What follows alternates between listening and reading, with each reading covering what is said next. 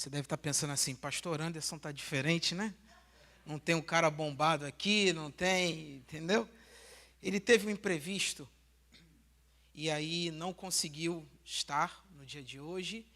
E eu estava aí no caminho, né, vindo aqui para a igreja, e chegou a mensagem dele, perguntando se eu podia ajudá-lo, né? Mas graças a Deus está tudo bem com ele. Só foi uma questão de logística mesmo. No Rio de Janeiro a gente sabe como funciona, né? A gente está acostumado já com essa correria, mas está tudo bem com ele, pela graça de Deus. Amanhã ele vai estar aqui para dar continuidade, né? E nós estamos aqui como servos, sempre prontos, quando o mestre nos chama, para poder compartilhar a palavra de Deus, tá bom? Você que está em casa também, seja bem-vindo. Não sei se você já é inscrito no nosso canal. Se você não é, se inscreve, compartilha também esse link, o canal daqui da nossa igreja, Adventista Meyer, para que outras pessoas também possam conhecer do amor de Jesus através desse canal. Eu tenho certeza que Deus vai falar ao seu coração. O nosso tema de hoje, dando continuidade ao que está sendo trabalhado durante essa semana, a gente tem percebido que Deus tem falado ao nosso coração, trazendo exemplos práticos de pessoas, jovens, mulheres, homens, que são de fato protagonistas no mundo onde viveram. E eu fiquei pensando se hoje nós também não podemos tomar posse desses bons exemplos da palavra de Deus, trazendo para o nosso contexto, para a nossa vida. E hoje o nosso tema é o jovem padrão. O jovem padrão. E é interessante a gente perceber e entender aquilo que Deus quer da nossa juventude. Mas essa juventude que eu vou falar aqui é de 0 a 100 anos, para você se encaixar. Porque senão você pode achar assim, é só para o jovem, né? E aí a gente limita e fala assim, o jovem precisa ouvir essa mensagem.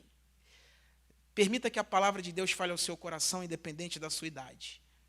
E talvez você vai se encaixar naquilo que, se puder maximizar, por favor, você vai se encaixar provavelmente em algum momento, em algum dos pontos. E eu vou trazer 5 pontos importantes que a Bíblia vai dizer sobre o padrão do jovem que Deus deseja, baseado na vida de um jovem chamado Timóteo. Enquanto eles vão colocar ali, abra sua Bíblia em 1 Timóteo capítulo 4, versículo 12. Vamos ler juntos 1 Timóteo capítulo 4, verso 12. Há grandes desafios dentro desse contexto aqui, onde Paulo vai enviar a carta para o seu filho na fé. Timóteo era o filho da fé de Paulo. Alguns dizem que Paulo deve estar aí, Timóteo deve estar na fase de 35 a 40 anos. Ainda é um jovem, cheio de saúde, cheio de vigor, mas tem coisas importantes que ele precisava aprender. E é interessante que Paulo, como o pai na fé desse jovem, vai deixar essa carta para Timóteo, e essa carta vai ecoar e vai trazer sentido também para nós em nossos dias, de como Deus deseja que nós também sejamos. E é muito importante você conseguir compreender esse contexto, porque o contexto em que Timóteo estava vivendo e que Paulo estava vivendo era um contexto de falsos profetas, falsos ensinos, doutrinas contrárias ao que a palavra de Deus falava. Então, Timóteo, como um jovem cristão, conhecedor da palavra, precisava se posicionar. E quando a gente olha para o nosso cenário, chegamos aqui, no dia 9 de julho de 2026, a gente também percebe que o cenário não mudou. São muitas vozes que ecoam por aí por fora. São muitos ensinos que vão contra a palavra de Deus, que muitas vezes chamam a atenção, enchem as igrejas. Alguns correndo apenas atrás de milagres, outros correndo atrás de cura, outros querendo a prosperidade material, financeira, uma melhora na vida. Então, esse cenário também acontecia na época de Paulo. E ele então vai chegar próximo ao seu filho na fé, para poder então ensiná-lo coisas importantes. E vai falar para ele 5 coisas que ele precisava saber e levasse para toda a sua vida. E diz assim a palavra do Senhor. 1 Timóteo, capítulo 4, verso 12. Ninguém despreze a tua mocidade. Pelo contrário, torna-te padrão dos fiéis, na palavra, no procedimento, no amor, na fé e na pureza. Fecha os teus olhos mais uma vez. Vamos orar. Senhor, a tua palavra está aberta. Pedimos que o Senhor fale ao nosso coração, pois precisamos ouvir a tua voz. Que teu Espírito Santo ilumine a nossa mente, para que possamos compreender a tua palavra e que ela produza frutos em nossa vida. É o que nós te pedimos em nome de Jesus. Amém. Eu penso que Paulo está ao lado de Timóteo e coloca-o do lado e fala assim: Timóteo, eu vou escrever algumas coisas aqui para você não esquecer. Para que você grave essas coisas, porque no final dos tempos, e Paulo acreditava que Jesus voltaria em seus dias, e se você olhar o começo aí do capítulo 4, você vai dizer assim, ó, nos últimos dias. Então Paulo acreditava que de fato Jesus iria voltar em seus dias, nos últimos dias. E quando olhamos daqui para frente, a gente percebe que estamos no tempo do fim, nesses últimos dias. Então essas palavras também, elas ecoam em nossa vida, em nosso contexto. Então nos últimos dias, e aí Paulo vai dizer o que vai acontecer. São os falsos ensinos, são os falsos mestres, as falsas doutrinas. Deus sendo colocado de lado, as pessoas em dúvida da sua fé, as pessoas em dúvida em relação à sua identidade, que igreja eu vou seguir, aonde que eu vou? Então, em meio a todas essas dúvidas, Paulo vai escrever como um jovem cristão, padrão, precisava ser. E aí, nessas 5 coisas, Paulo começa dizendo sobre uma coisa muito importante. Torna-te padrão dos fiéis. E, em primeiro lugar, Paulo fala, na palavra. Essa palavra aqui não é a palavra, não é a Bíblia. É claro que a Bíblia é a fonte de tudo, mas essa palavra aqui é em relação à conversação, em relação àquilo que eu falo dentro do templo e fora do templo. É aquilo que eu falo no meu dia a dia, na fila do mercado. Quando um carro, de repente, cruza o meu sinal estava aberto, o dele fechado, ele avança, é aquilo que eu falo. Essa palavra aqui é aquilo que sai da boca. E a palavra de Deus diz que aquilo que sai da boca representa aquilo que está onde? No coração. Então Paulo está dizendo assim, Timóteo, nesses últimos dias, é importante que o seu procedimento em relação à palavra seja um procedimento correto. Aquilo que você diz precisa ser temperado com sal, com cuidado. Olha que interessante, pode passar. O que você fala? A boca está cheia, a boca revela aquilo que está cheio no coração. E eu trouxe 2 textos aqui para você caminhar comigo. O primeiro está em Tiago, capítulo 3. Por favor, abra sua Bíblia e mantenha a sua Bíblia aberta. Tiago, capítulo 3, verso 9 e 10. Paulo está falando para Timóteo, mas serve para toda a igreja. Tiago, capítulo 3, versos 9 e 10. Diz assim, todos acharam? Quem não achou, diz misericórdia. Eita, Jesus, vamos lá. Tiago, capítulo 3, verso 9. A gente pode ler a partir do verso 8, para contextualizar. Diz assim, ó. A língua, porém, nenhum dos homens é capaz de domar. É mal incontido, carregado de veneno mortífero. Olha o verso 9. Com ela bendizemos ao Senhor e Pai. Também com ela amaldiçoamos os homens, feitos à semelhança de Deus. Texto forte. Tiago está falando aqui daquilo que sai da nossa boca. E aqui ele está falando especificamente da língua. E aí ele faz aqui algo interessante, ele faz um contraste. Ele diz assim, como essa boca que um dia abençoa, clama, adora, serve, elogia, como essa mesma língua, no dia seguinte, fala palavrão, fala palavras frívolas, palavras que machucam, palavras que não são palavras que edificam. Aí Paulo está dizendo assim, aí Tiago está dizendo assim, como é que pode essa mesma língua que abençoa ser uma língua que também amaldiçoa? Uma língua que clama a Deus e o Pai é a mesma língua que fala mal do irmão. É isso que Tiago está dizendo. Aí Paulo fala para Timóteo, nos últimos dias, Timóteo, muito cuidado com aquilo que você fala. Muitas vezes aquilo que a gente fala machuca muito mais do que uma pancada. Muitas vezes aquilo que a gente fala, muitas vezes não emite e não transmite graça aos que ouvem. Torna-te padrão, porque nos últimos dias isso não iria acontecer. E quando a gente olha todo o nosso contexto, a gente percebe que tem muita gente falando muita coisa que não edifica. Interessante que eu me lembro, e hoje a gente vive numa sociedade que ela é cercada com muitos palavrões, né? Gírias, palavrões, enfim. E eu me lembro quando eu falei o meu primeiro palavrão na vida, misericórdia. E por que eu não me esqueço desse dia? Porque foram 4 pimentas na minha boca, que até hoje eu sinto. E eu me lembro ali por volta dos meus 12 anos, na casa da minha avó. E aí a gente tinha uma regra, não podia falar palavrão. Não podia falar palavra feia, não podia.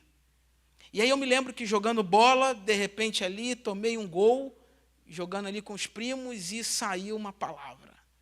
E o ouvido de vó, eu acho que é pior do que o de mãe. Aí ela lá na cozinha, pimba, ouviu. Aí ela veio. Gabriel, o que você falou? Eu falei, nada, vó. Não, você falou. E aí ela falou assim, você já sabe, né? Eu falei, sei, vó. E aí foram 4 pimentinhas na minha boca. Quando eu estava pensando nisso, eu senti de novo aquela ardência. Cuidado com o que você fala.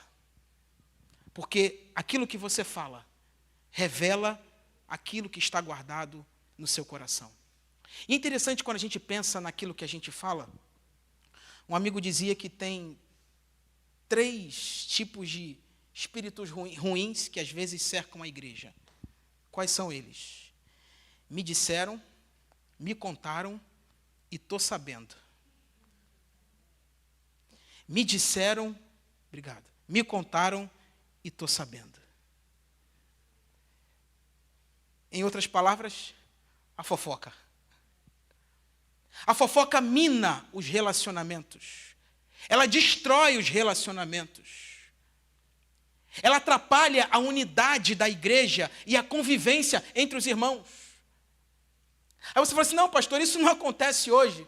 Isso aí não acontecia na época de Paulo, acontece hoje. Tiago faz um capítulo inteiro só sobre a língua, falando da importância daquilo que sai da nossa boca. Olha um texto de Efésios, capítulo 4, verso 29. Olha que interessante. Efésios, capítulo 4, verso 29. Olha que texto forte, poderoso. Efésios, capítulo 4, verso 29. Diz assim, ó. Não saia, você tem que marcar esse texto aí com caneta de ouro na sua Bíblia. Não saia da vossa boca nenhuma palavra torpe, e sim unicamente a que for boa para edificação, conforme a necessidade, e assim transmita graça aos que ouvem. Não saia da sua boca, jovem, nenhum tipo de palavra torpe, ou seja, vai trazer graça para quem ouve? Se não for trazer graça, o silêncio é ouro, é melhor ficar quieto. Vai transmitir graça? Vai ser edificante para aqueles que estão ouvindo? Se não for, é melhor o comentário não ser feito. Torna-te padrão, porque nos últimos dias as pessoas não se importariam mais com o que falariam. Alguns têm até um pensamento ruim. Eu falo mesmo e ninguém tem nada a ver com isso. A internet se tornou um mundo onde todo mundo é doutor de tudo, todo mundo tem opinião de tudo, todo mundo sabe de tudo, todo mundo quer opinar de tudo, todo mundo quer comentar em tudo.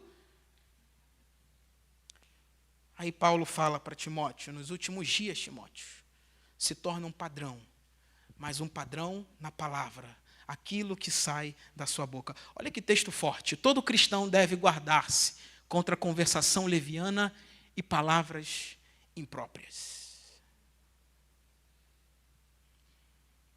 Às vezes, é difícil conversar com algumas pessoas, sem que haja palavrão, sem que haja brincadeiras de duplo sentido.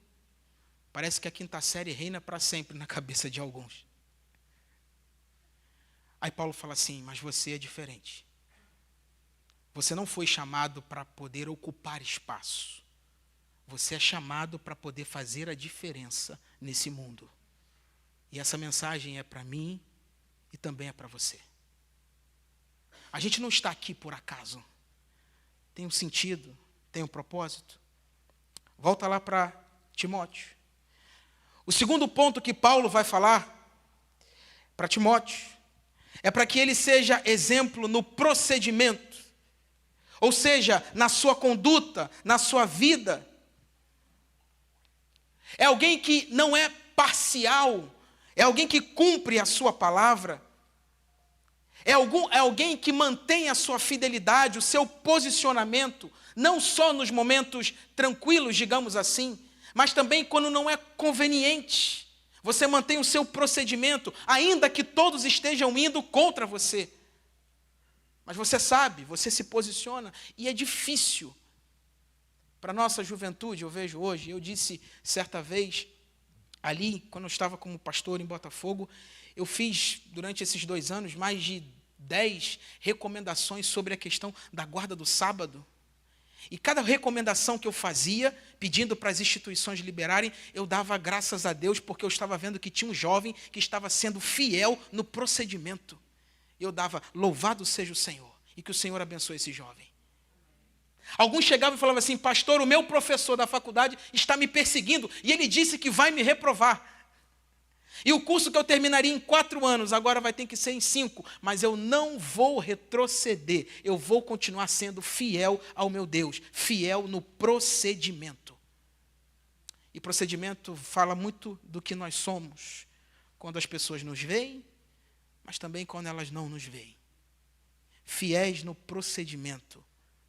É um estilo de vida do evangelho verdadeiro.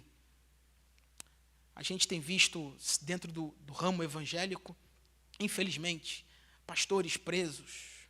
E parece que quando isso acontece, e teve um que foi recentemente agora, você já deve ter visto aí nas notícias, parece que isso inflama as mídias de uma certa forma. Parece que as pessoas ficam olhando para ver quando o crente vai cair, quando o crente vai vacilar, quando ele vai ceder. E quando isso acontece, parece que todo mundo aplaude. Isso vira mídia, isso vai para os jornais, isso vai para a internet de uma forma muito gigante. Ser fiel no procedimento, ainda que ninguém esteja vendo. Deus está vendo a sua fidelidade. Deus está vendo o seu proceder.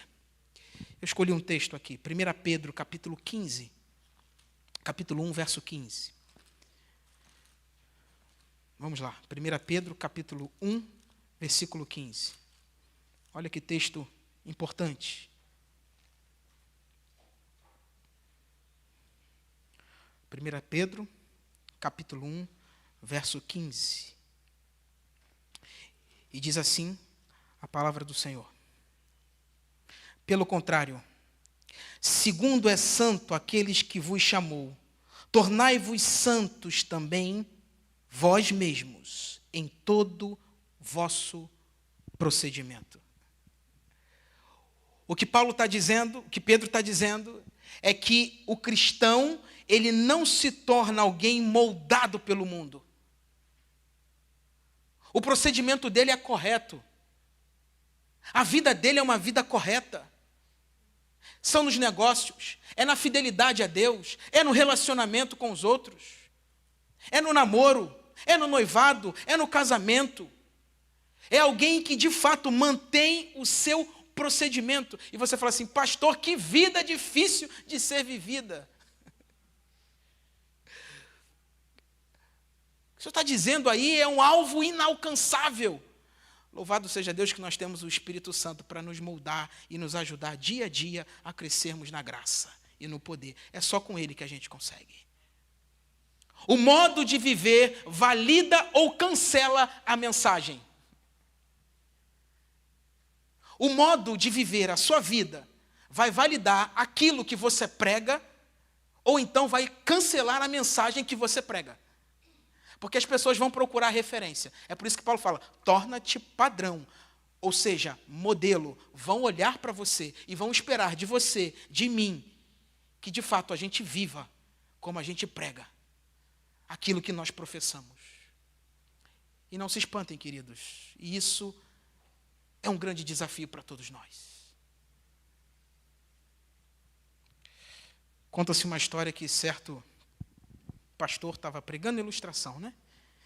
E aí o pastor pregando sobre amor, bondade. E aí o filhinho que estava assistindo falou para a mamãe, mamãe, nosso papai podia ser assim em casa. Para mim, a parte mais difícil é pregar quando a Andressa está vendo, assistindo o meu sermão. Por quê? Porque ela sabe como eu sou em casa. E isso vai validar ou vai cancelar a minha mensagem. Isso vai validar aquilo que eu prego ou então vai ser tratado como uma hipocrisia. Alguém que prega, mas não vive o que prega. Ser fiel no procedimento, padrão no procedimento, fala como você vive. Pode avançar, por favor. Obrigado, Will. O texto estava aqui. Mas como é santo aquele que vos chamou, sede vós também santos em toda a vossa maneira de viver. Porquanto está escrito, sede santos, porque eu sou santo. Terceiro ponto. Pode passar, por favor. Seja padrão no amor. Paulo agora ensina a Timóteo a importância de cuidar dos outros, de estender a mão para os outros.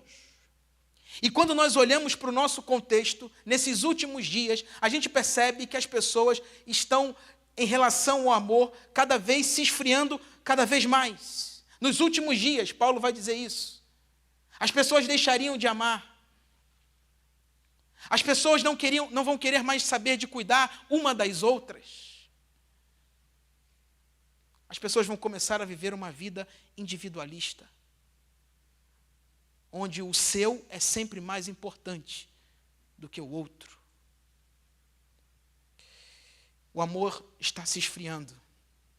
Cenas lamentáveis acompanham a internet. Você deve ter acompanhado uma última notícia desses últimos dias, que foi ontem, de um pai que deu um chute na sua filha de 3 anos de idade. Ele estava com 2 sacolas de mercado, caminhando na calçada, tinha um filho mais velho, acho que um enteado, e a menininha de 3 anos. E a menina estava chorando, de repente esse pai vira e dá um chute na menina, que cai. Uma coisa horrorosa. Nos últimos dias, o amor iria se esfriar. Eu olho para a carta de Paulo a Timóteo, esses conselhos, e vejo que ele está falando para a gente. Ele está falando para a igreja do Meia. Ele está falando para a nossa juventude. Sejam fiéis, sejam padrão no amor. Olhem para as pessoas com amor, com graça, com misericórdia. Aí você pode dizer assim, mas pastor, qual é a régua? A régua é a mesma régua que Jesus usa comigo e com você. A gente quer de Jesus, de Deus, o perdão, a graça, o amor. Mas quando se trata do outro, a gente quer a justiça, e não a misericórdia, e não a graça. Quando Paulo fala para Timóteo ser padrão no amor, Paulo está dizendo, Timóteo, aquilo que você pede a Deus, a graça de Deus, o amor de Deus, você também transmite aos outros. O mesmo perdão que você pede a Deus, como está na oração do Pai Nosso, perdoa as minhas dívidas, assim como eu perdoo os meus devedores. Essa mesma oração que você faz a Deus, transmite também ao outro. O amor. João capítulo 13, verso 35.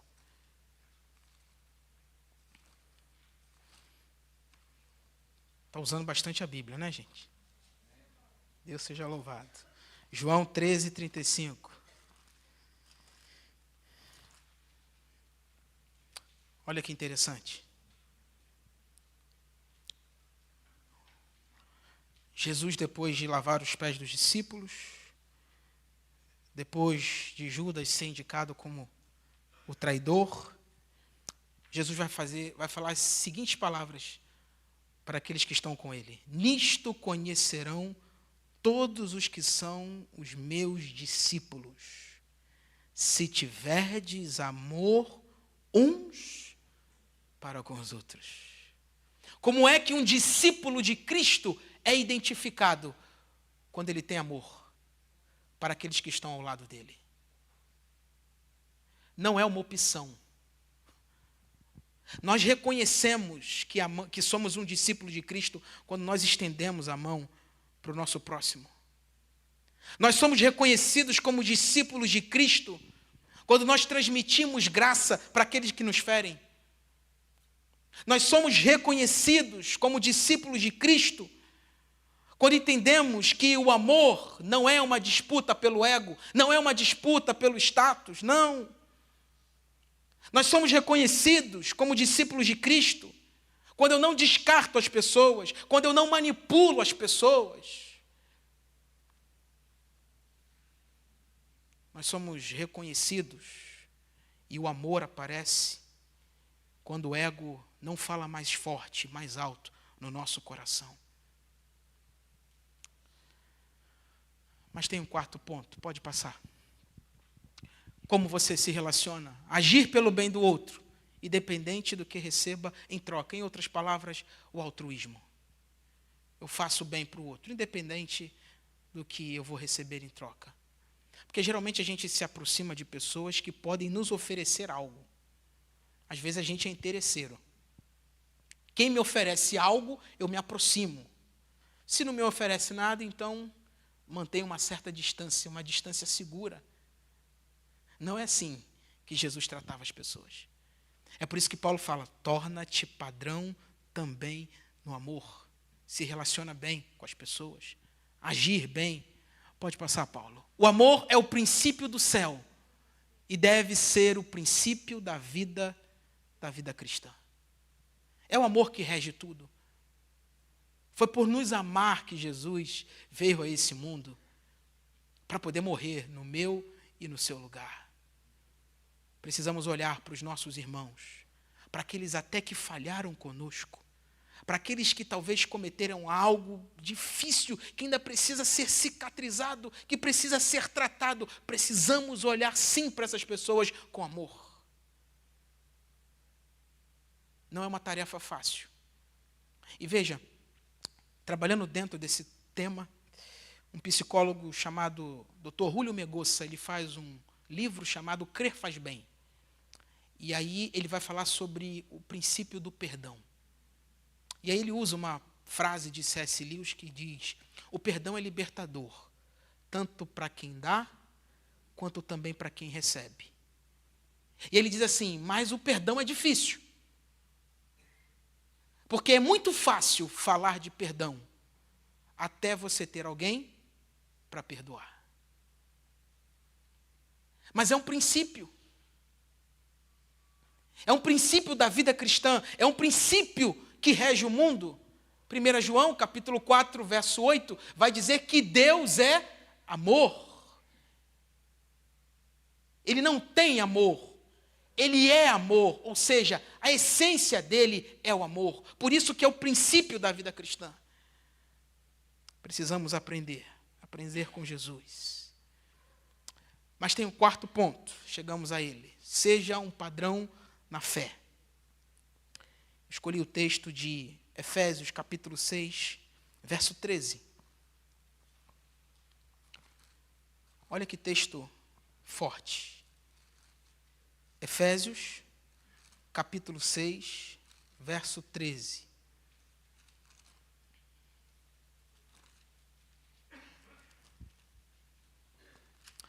E diz assim, Efésios 6, 13. Portanto, tomai toda a armadura de Deus, para que possais resistir no dia mau, e depois de ter vencido tudo, permanecer inabaláveis. Satanás tem uma tentação para cada dia. Se você venceu hoje, foi forte hoje, louvado seja o Senhor, mas você pode saber que amanhã outra tentação personalizada vai vir para poder bater na sua porta. E aí o texto diz assim, ó, você se veste das armaduras de Deus para permanecer inabaláveis. Sua comunhão de hoje, sua espiritualidade de hoje, sua oração de hoje não garante a vitória amanhã. Deu para entender? Sua comunhão de hoje, sua oração de hoje não garante vitória para amanhã. Amanhã você vai precisar ir buscar de novo na fonte. Porque nós não sabemos aquilo que vai nos tentar. Nós não sabemos aquilo que vai vir à nossa frente. Nós não sabemos. É por isso que Paulo fala ali em Efésios. Depois de você ter vencido no dia mau, ou seja, aquele dia que você teve prova de tudo que é jeito, tentação de tudo que é jeito, e você saiu vencedor. E você fala assim, louvado seja Deus, eu não caí, não vacilei. Mantive na fé, no procedimento, na pureza. Aí vem o dia seguinte, aí você geralmente agora está tranquilo. E aí é quando a coisa acontece. Tem um grande exemplo na Bíblia de como essa fase aconteceu. É a vida de Davi. Davi era um rei que costumava ir à guerra. E o texto bíblico diz que houve um dia, houve um tempo em que Davi decidiu ficar no palácio ao invés de ir à guerra. Deu uma descansada. O exército do rei está na guerra, mas o rei estava em casa. E aí o rei passeia pelo seu reinado e aí avista uma mulher, Batseba, e aí ele diz assim, eu quero. E ali foi um momento em que Davi começa a cair, a declinar. Porque ele achava que não precisava mais depender de Deus. Ele achava que poderia ficar de uma forma tranquila, suave. E aí eu preciso dizer para você, cuidado, e você precisa fugir da aparência do mal. Às vezes nos colocamos em lugares que Deus não quer que a gente frequente. Às vezes assistimos coisas que Deus não quer que a gente assista. E tudo isso se torna um gatilho para Satanás enviar então uma tentação e derrubar você, tirar a sua espiritualidade, a sua comunhão, a sua vida de santidade. Cuidado com os gatilhos. Tinha um professor na faculdade que ele sempre falava, se afaste da aparência do mal. Quanto mais longe, melhor. E ele dizia assim, ó, não paguem para ver.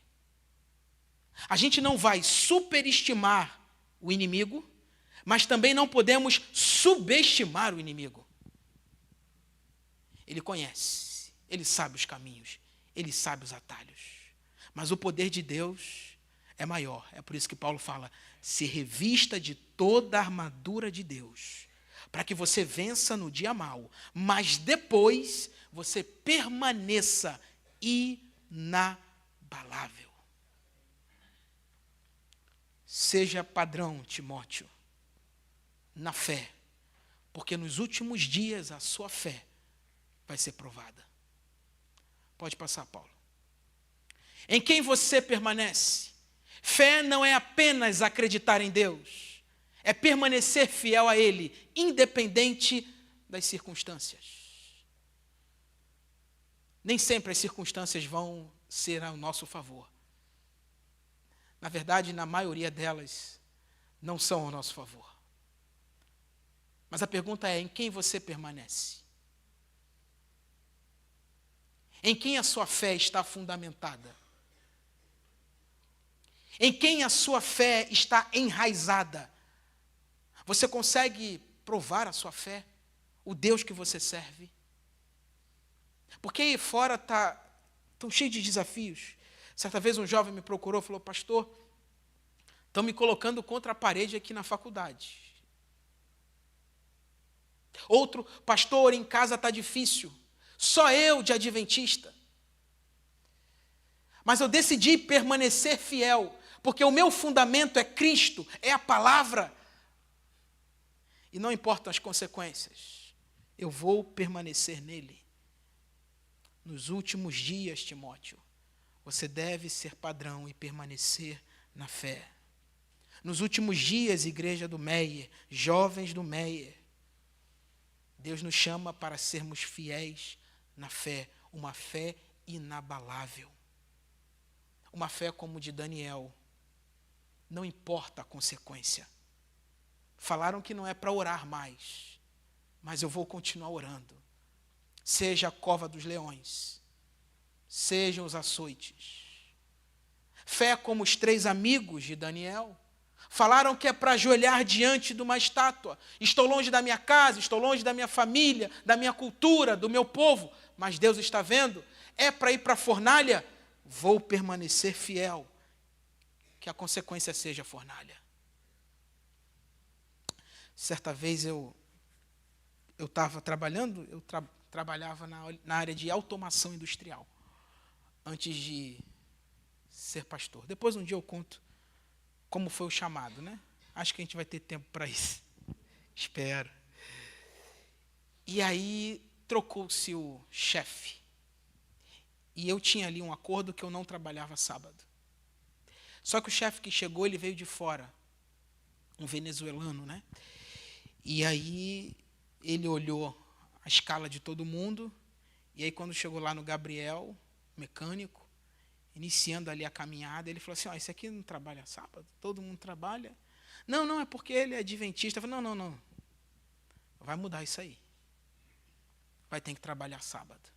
E aí chegou a informação. O supervisor chegou e falou: pastor, Gabriel, olha só, trocou aí o chefe e agora você vai precisar trabalhar os sábados. Aí eu falei assim: bom, então eu vou pegar o caminho do RH, porque eu não vou trabalhar dia de sábado. Aí eu falei: mas espera aí, mas tu vai perder o emprego? Você está começando a sua carreira. Você vai ficar ali com pouca experiência, ninguém vai te dar emprego. Aí eu falei: vou, mas eu não vou contra os princípios da palavra, não vou contra aquilo que Jesus diz na Bíblia, eu não vou retroceder. No dia seguinte estava eu lá no RH, com a minha demissão, fui embora para casa, triste, lembro que foi difícil. E aí cheguei em casa e aí minha mãe falou: como é que foi lá? Eu falei: mãe, me mandaram embora, agora eu conto com o seu auxílio. Aí ela falou assim: não, Deus proverá. Deus sempre provê. E aí comecei a orar naqueles dias. E aí me inscrevi no Senai para um curso, uma outra dentro da área de automação, só que um curso específico.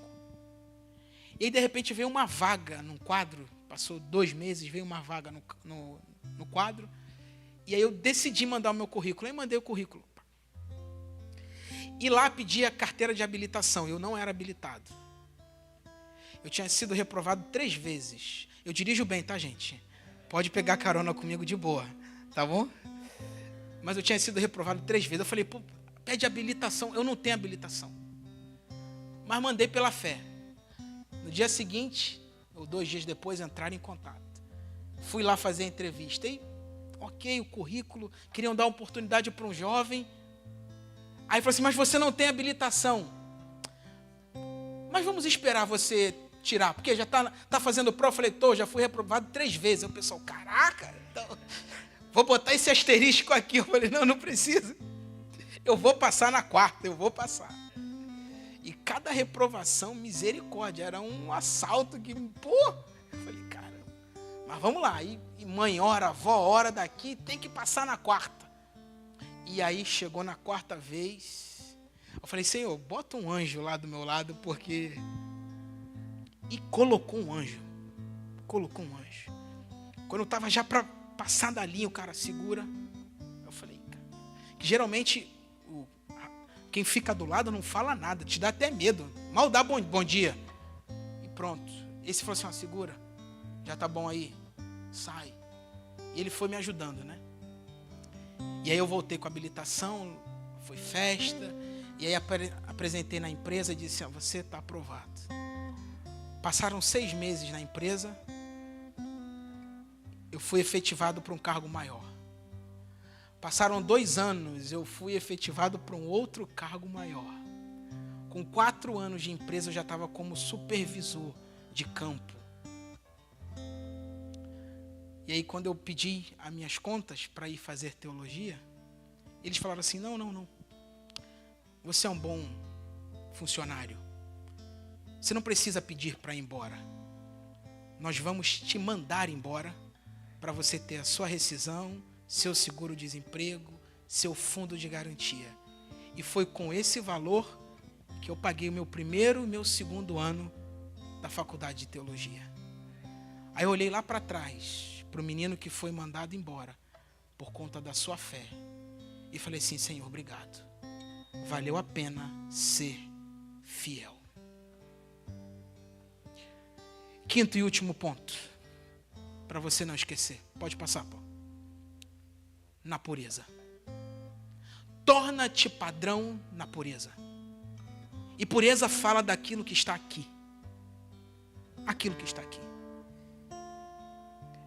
Às vezes, e alguns jovens já me falaram e confidenciaram, pastor, quando eu vou orar, me vêm algumas imagens que não deveriam vir. É uma luta contra o pensamento. Eu tento me concentrar na oração, mas aí vem uma imagem X, um vídeo X, de algo que eu vi que não é bom. Preciso ser puro de novo, pastor. Preciso ter o meu pensamento renovado, a minha mente transformada. Paulo diz assim, Timóteo, seja padrão na pureza. A pureza é um chamado de Deus para todos nós, queridos. Passa aí, Paulo. A pureza é aquilo que você é no secreto. A pureza revela se o evangelho alcançou o lugar mais profundo da sua vida, que é o seu coração. E Filipenses capítulo 4, ali a partir do verso 6, Paulo vai dizendo o que pensar. Pensar o quê? Naquilo que é puro, naquilo que é agradável, aquilo que é de boa fama. Filipenses capítulo 4, verso de 6 a 8.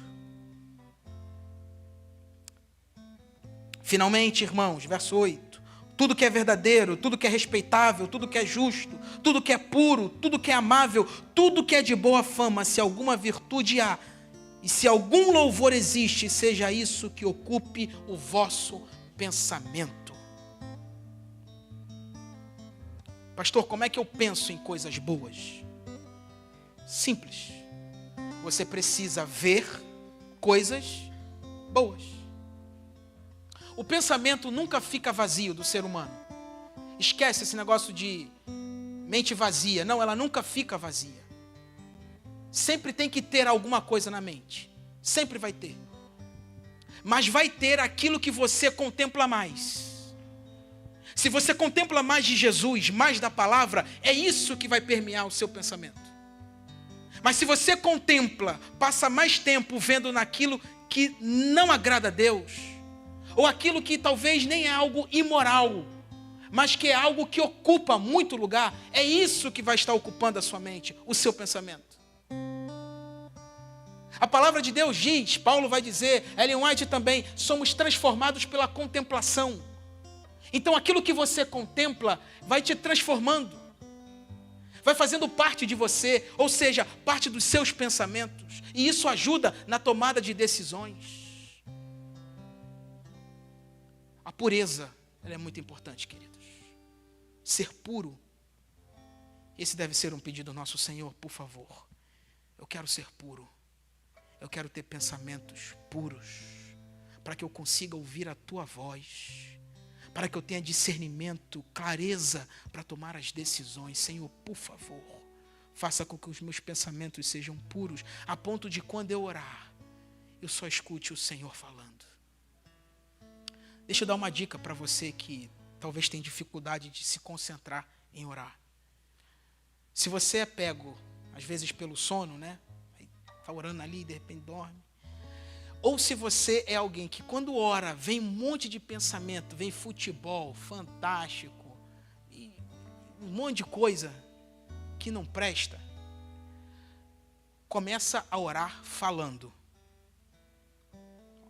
Ok?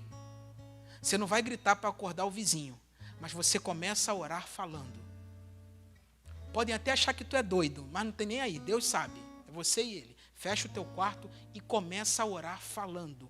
E falando alto. Senhor, eu estou aqui, e etc. e tal, perdoa e meus pecados, o meu coração me transforma. Isso ajuda você a se concentrar naquilo que você está pedindo. Porque às vezes é uma dificuldade. Você começa a orar e daqui a pouco o pensamento voa. Aí daqui a pouco você está falando, Senhor, abençoa os meus pecados, por favor. Aí tu já se perdeu. Já foi. Então ora falando alto, se possível. Por favor, Senhor, me ajuda. Se tiver que orar de olho aberto, ora, não tem. Tá de boa, tá tudo certo. O importante é você falar com Deus, porque tem um Deus que te ouve. Deixa eu fechar. Passa aí, Paulo. O pecado perde o seu poder quando encontramos o nosso maior prazer em quem? Em Deus. Quando nós entendemos que Deus é a fonte da alegria, da felicidade, o pecado perde o seu prazer. Ele perde também o seu poder na nossa vida. A Isabela vai cantar agora. E que nessa canção você abra o seu coração e daquilo que você viu, seja o procedimento, a fé, a pureza, o amor, a palavra. Se você encontrou algo ali que fala assim, eu preciso melhorar. Nesse ponto, seja isso que você coloque agora em oração diante do Senhor. E eu tenho certeza que Ele vai te ouvir. Porque Ele ouve as orações sinceras. Ele escuta quem de fato clama para Ele. Quem clama a Ele com todo o coração. Hoje Jesus te chama para você vir para Ele. Não vá para outro lugar. Hoje, Jesus te chama para você vir. E é interessante que se você não for até Jesus, a canção diz assim, para onde é que você vai então? Porque não tem sentido. Porque Ele é a fonte da felicidade. Ele é a fonte da vida. Ou seja, sem Ele, a gente fica perdido. E não tem lugar para a gente ir. Ouça essa canção, faça a sua oração e entregue o seu coração para Jesus.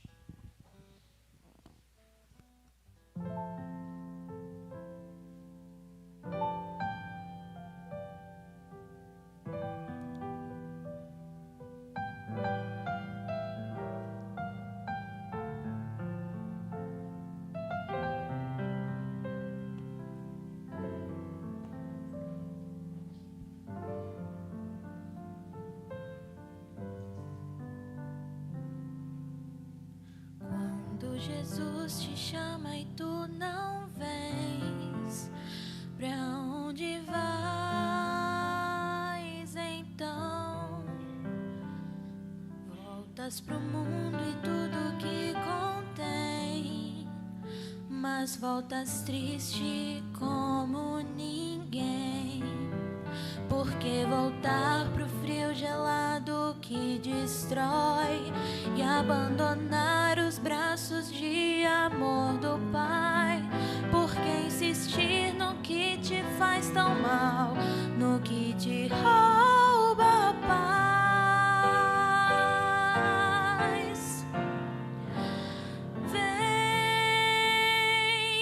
Vem pra Jesus, vem pra Jesus. Agora é o momento, não podes deixar pra depois.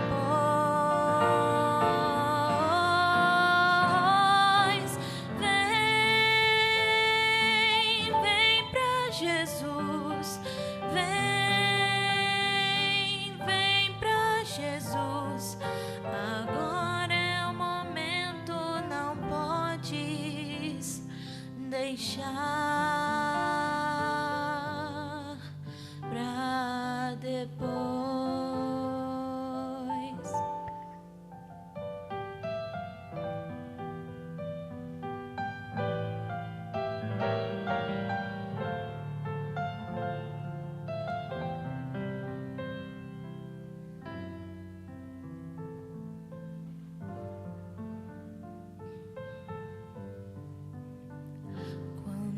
Jesus te chama e tu não vens, pra onde vais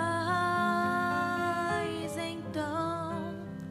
Voltas pro mundo e tudo que contém, mas voltas triste como ninguém.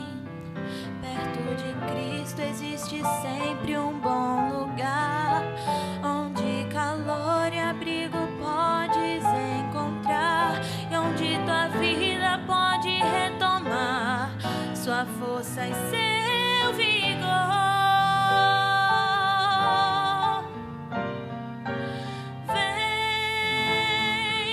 Vem pra Jesus, vem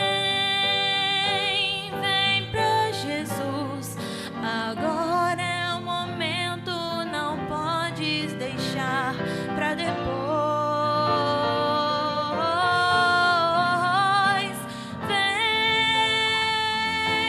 Vem pra Jesus, vem pra Jesus. Agora é o momento, não podes deixar pra depois.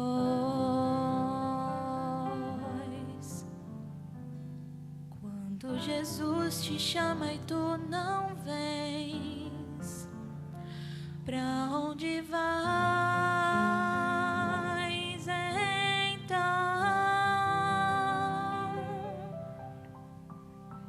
Amém. Amém. Jesus está nos chamando hoje, chamando eu e você. É um grande convite dele. Um convite para que a gente seja sal e luz. Para que a nossa vida seja uma vida onde as pessoas vão ver e dizer assim: eu quero seguir aquele jovem. Foi feita uma pesquisa certa vez, e nessa pesquisa entre cristãos, foi visto um alto índice, onde jovens queriam buscar outros jovens que fossem referência para eles na igreja. O jovem não procura pessoas perfeitas. O jovem procura pessoas autênticas. Eles sabem que o ser humano é imperfeito, mas procuram pessoas que de fato queiram viver ao lado de Jesus e que isso reflita na sua vida. Que esse seja o seu desejo. Se é, eu convido você a ficar em pé. Vamos falar com Deus. E que você coloque diante dele aquilo que você precisa. Seja na palavra, falando coisas que edificam. Seja na fé, tendo uma fé inabalável. Seja na pureza, uma renovação da mente, dos pensamentos. Seja no procedimento. Senhor, eu quero ser alguém firme, alguém que de fato mantém uma caminhada reta, não olha para um lado nem para o outro. E você pode ter certeza que Deus vai te ajudar. Ele envia o Espírito Santo para poder nos ajudar. Fecha teus olhos. Senhor, aqui está o teu povo, a tua igreja. Obrigado pela tua palavra que conforta, que traz vida para o nosso coração. Obrigado pela tua palavra que transmite graça. Por favor, Senhor, que da nossa boca saiam palavras que edificam, não palavras que machucam, não palavras que trazem mal, que trazem brigas, contendas. Por favor, Senhor, purifica os nossos pensamentos, transforma os nossos pensamentos, para que os nossos pensamentos sejam pensamentos que sejam saudáveis, puros. Por favor, aumenta a nossa fé, para que ela seja uma fé inabalável, independente das circunstâncias, Senhor. Fortalece a fé da nossa juventude, que o nosso procedimento, Senhor, seja um procedimento conforme a tua vontade. Que as pessoas, ao olharem para nós, independente da idade, possam ver servos de Deus, que de fato vivem a mensagem, e que assim possamos alcançar outros através da nossa vida. Obrigado por tudo, Senhor. Nos leva em paz, em segurança, e que amanhã estejamos aqui para ouvir mais uma vez a tua palavra, em nome de Jesus. Amém. Deus abençoe você. Você que está em casa também, vá em paz.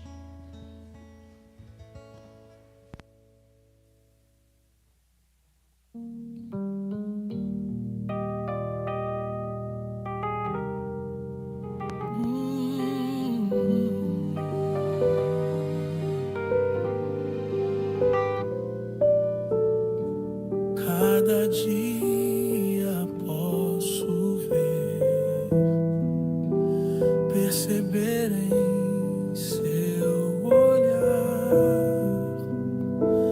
as pessoas tão vazias, cheias de pesar, vivem cada vez mais sós, morrem sem amor. Um sorriso esconde